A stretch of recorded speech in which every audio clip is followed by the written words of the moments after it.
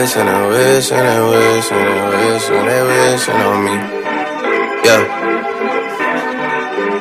I've been moving calm, don't start no trouble with me. Trying to keep it peaceful is a struggle for me. Don't pull up at 6 a.m. to cuddle with me. What's going on, everybody? It's your boy Quil coming live from What's the Scenario? I'm Big Mike. What's going on, everybody? Yeah. How y'all been? We missed y'all, you know what I mean? We back April 10th, episode 8. I mean, we gonna do things differently. We back with the sports conversations. We back with the general topics, you know what I mean? It's having fun. We enjoying this. We enjoying y'all. So thank you. Thank you. So episode 8, I mean, we only gonna really talk about two things for y'all. We back with sports. Standing real simple. Sticking it simple. Real simple. NBA awards and your player predictions.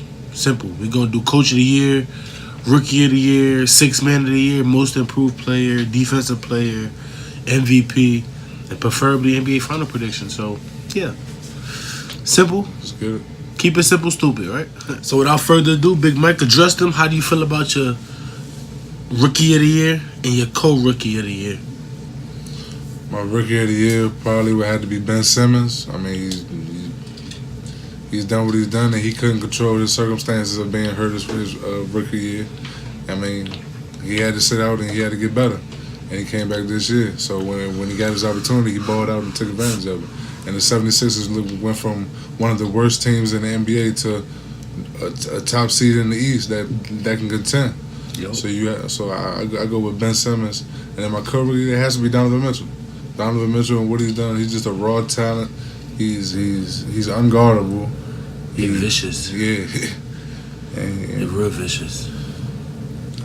He's next up. Like these are some next level players, some next generational, these are some generational type players. So I'll go with them too. For me, I mean, I cannot not agree with you, not anymore. Last thing what you said. I mean, Ben Simmons different. Like, he real different. Ben Simmons.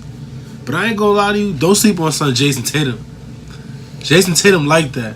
I like Jason Tatum. But he just got, you know what I mean? I like Jason Tatum. Don't sleep on Kyle Kuzma either. He got inconsistent towards the middle end of the season. Like, yep. I feel like Ben Simmons was ready for that long NBA season. Yep. Prepared him sitting out.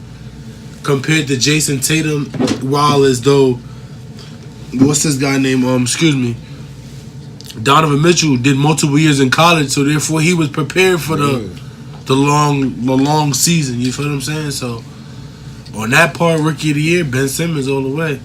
LeBron, he next up. He LeBron's, understudy. That's how I feel. Like they got the same agent for a reason. You don't think them two goats be having goat conversations? A baby goat.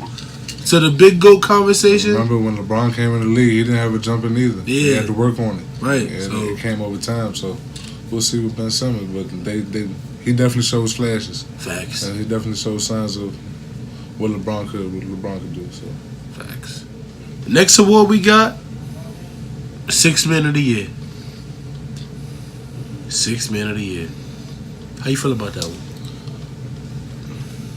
It was hands down for me, like mid-season, and it hasn't changed from right now. I'm going with Lou Williams.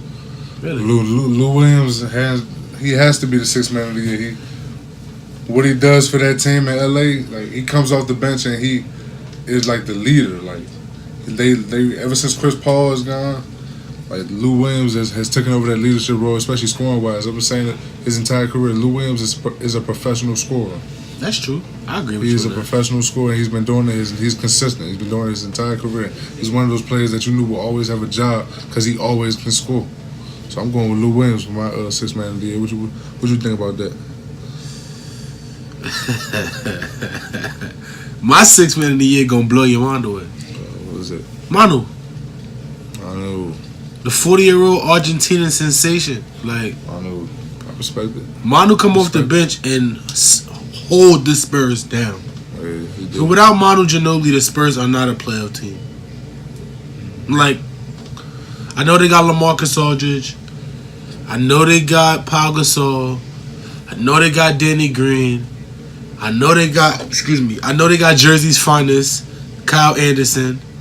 I know they do. I know they do. I know they do. But listen, Manu Ginobili is a European GOAT. He the best European player we ever seen in the NBA. Best. Or South American, excuse me. Manu different. That's who I feel should be the sixth man of the year. But don't get me wrong, Lou Williams a dog, but I like Terry Rozier though. If I had to pick an honorable mention, Terry Rozier like that. Yeah. He like that, like that. He's just not as consistent as Lou is. But you gotta realize he don't. Sometimes Terry Rozier play like 5 to 6 minutes. Nah, Terry Rozier gets a lot of minutes. He spells for Kyrie. I'm saying, yeah, you're right. I'm saying when I watch Terry Rozier, it's like 5-6 minutes. I don't see him doing nothing flashy. Like this man does this consistently every game. I saw one game against Golden State. He had 40 and 10. Yeah, I seen that. Yeah, I seen that game too. Professional scorer, Lou Williams. I feel you. So you go with Lou Williams? Dream chasers. You going with Lou Williams? Yeah, I'm going with Lou Williams. I'm going with Manu Ginobili. So Big Mike, we got Coach of the Year next. How you feel about this one? This one's tough because I really do like what Dwayne Casey is doing up there in Toronto. Like he's building like every season. It seems like they've improved and they climbed all the way up to the #1 seed this year. So congratulations on them. But my Coach of the Year this year has to be Brad Stevens. What Brad Stevens has done with Boston, forget the Gordon Hayward injury because that happened game 1. So it's been time to adjust for that. And even though that was a tough pill to swallow, mentally they bounce back real quick, and that's a great what's the word I'm looking for? That's a great award to him. Because he's the coach, so he had to galvanize the troops and get everybody together. So at the end of the day, you're an NBA coach, so you're supposed to have your whole team's supposed to be on board from the start of training camp to the last day of the season. From losing Kyrie to losing Gordon Hayward to losing all these different players and having different lineups every game, and that's have over 50 wins this year. I think it's the best record he's had since he's been the Celtics coach. I'm going with Brad Stevens. Right now, I consider him to be the second best coach in the NBA behind Greg Popovich. He's in the league of his own, so I say Brad Stevens right after him. What you think about that? Who's your coach of the year this year? Nate McMillan, Indiana Pacers. My best friend David back in Belleville. He gonna be screaming in this video. Shout out Dave Morton. That's the bro. Okay. But I mean, Indiana. Why I say that? It's between Indiana and Utah. Utah did a whole 365. Indiana did a whole 365. Indiana got rid of Paul George, their arguably best player since Reggie Miller. And they got Victor Oladipo, who became that drill. Yeah. That drill. That's for the next. I mean, that's the next award. Vic got that most improved by me. For sure he do. For sure Vic got that most improved. We'll say that for the next video. I'm going to get my reasoning next. But for sure. Victor Oladipo is the reason why Nate McMillan will win the Coach of the Year in my eyes. So, Quil, next we got most improved player this past year. Who you got for that? Honestly, bro, my most improved is a 3-way tie, but it's going to go to Vic. Vic off top, Vic arguably won the award. No hands down. But my other two, Julius Randle and Giannis Antetokounmpo, however that is. Antetokounmpo, something like that, whatever. Giannis, Greek freak. Why I say Julius Randle balled out this year. Just the Lakers was trash. He really knew that he was in a contract year and did what he had to do. Giannis is playing MVP basketball up until the firing of Jason Kidd. That's how I feel.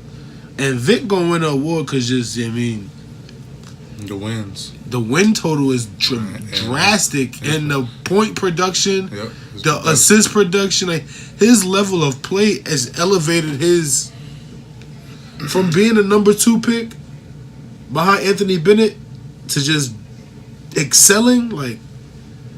You arguably could have been on that Cleveland Cavaliers. Imagine Victor Oladipo and a young Kyrie Irving. Ooh. And a young Tristan Thompson. Ooh.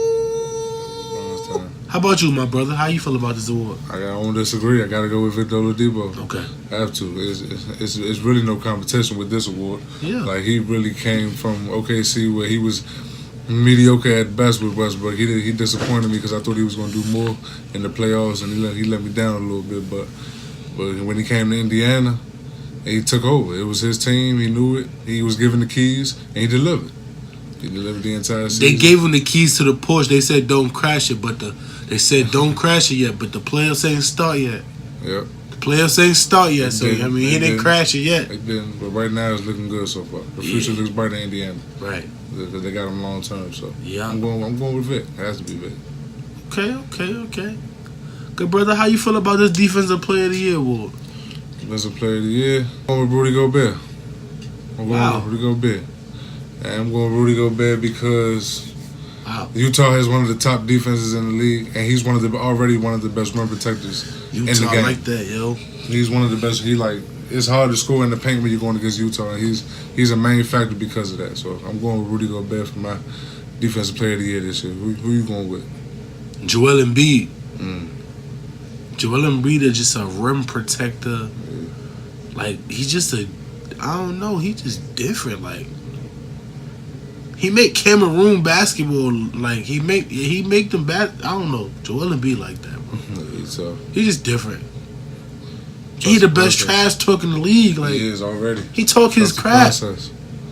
Trust it, like, they know what they doing. Brent Collins, they know what they doing up there in Philly. Yeah. Shout out them Eagles.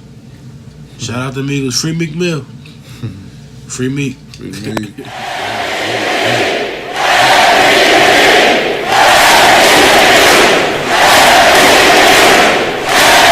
That's this award right here. MVP. Who you giving it to? MVP. Who you giving it to? MVP. James Harden. Gotta give it to James Harden. This is his time. This is his year. There's nobody that's taking it from him this year. It's been a couple years in the past where, he's been robbed by just the greatness of Steph Curry or the greatness of someone else taking Russ. Yeah, Russell Westbrook having a phenomenal year the year that he had. So triple-double. This year, James Harden, it's your time.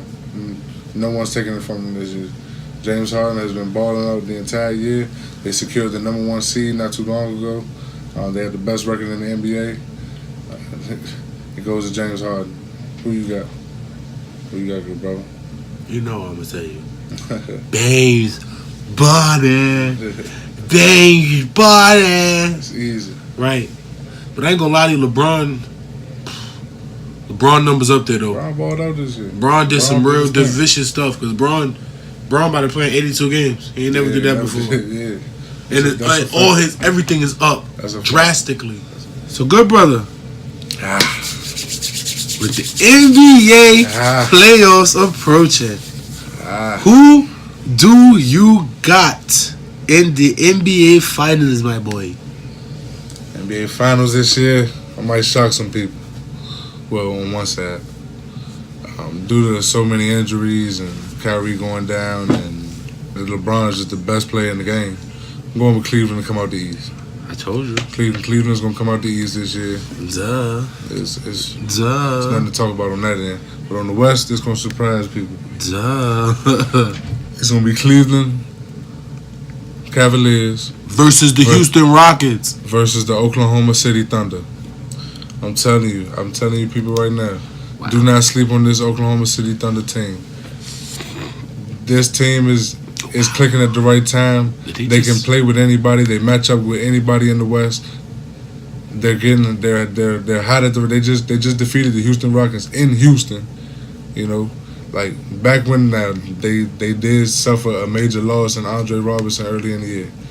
If they still would have had him, then it would have been a runaway. Just because he can lock up on the perimeter, your best perimeter player. So, but I got Cleveland versus OKC. Westbrook in the playoffs is going to turn up. Paul George going to turn up. Melo. It's about to get real. You know who I got coming Not out at the all. East? I don't know, bro. For real. I want LeBron to come out the East. Like, I really do. I really, really do. But to be honest with you, I don't even think LeBron might be able to get out the first round Oh man, against Indiana. That's just me. that's how you But feel? I believe LeBron's gonna come out the East. But my shocker, I wouldn't be surprised if LeBron didn't get out the first round. I wouldn't be. Man. And the team that I got is sleeper. Miami. People don't realize that D Wade brought that leadership back to Miami. He brought that swagger back. Yeah. So everybody looking at D Wade in Miami is like, oh, what's he gonna do? He's showing y'all. I'm here. We back, baby. But out the West, y'all know who I got. Bands, Barton, and them boys. CP3 finally gonna get over the hump and go to the conference finals. He finally gonna get over that hump and make it to the NBA finals. I don't think he gonna win the championship. I think that if LeBron plays him in the finals, LeBron and them is gonna win. Trust me, if Houston gets to the finals, they won the championship. LeBron and the Cavaliers cannot beat anybody out of the West. And then my sleeper team in the West as well. I've been telling y'all since episode 1. Like I've been telling Big Mike since the first time I met him. Don't sleep on San Antonio Spurs. Don't sleep on the San Antonio Spurs. No Kawhi, man. Okay, you're right. Okay. Kawhi. They have no Kawhi. I hear all of that. Don't sleep on the San Antonio Spurs. Because why I say don't sleep on the San Antonio Spurs, let the Spurs drop to the 2 seed. The 7 seed, I mean. Let the Spurs drop to the 7 seed. I guarantee you they'll beat Golden State in the 7-game series without Steph Curry. I guarantee you if OKC dropped to the 7th seed, they'll beat Golden State. Yeah. Without Curry? Yeah, without I got Steph. them beating them with Curry. I don't know. So, without Curry, I that concludes that amazing sports conversation between me and my man. I'm Big Mike. And I'm Quil. Let's get it. We out. And we just want to say thank you, everybody. Let's keep helping us grow. Just keep helping us grow. We trying to get to, as many subscribers, as many likes, and as many views as possible. So just be thankful for what you got in life, and always be blessed for the opportunities that you have. So we just want to say thank you and stay blessed. Bad things. It's a lot of bad things that they wish and they wish and they wish and they wish and they wishing on me. Yeah.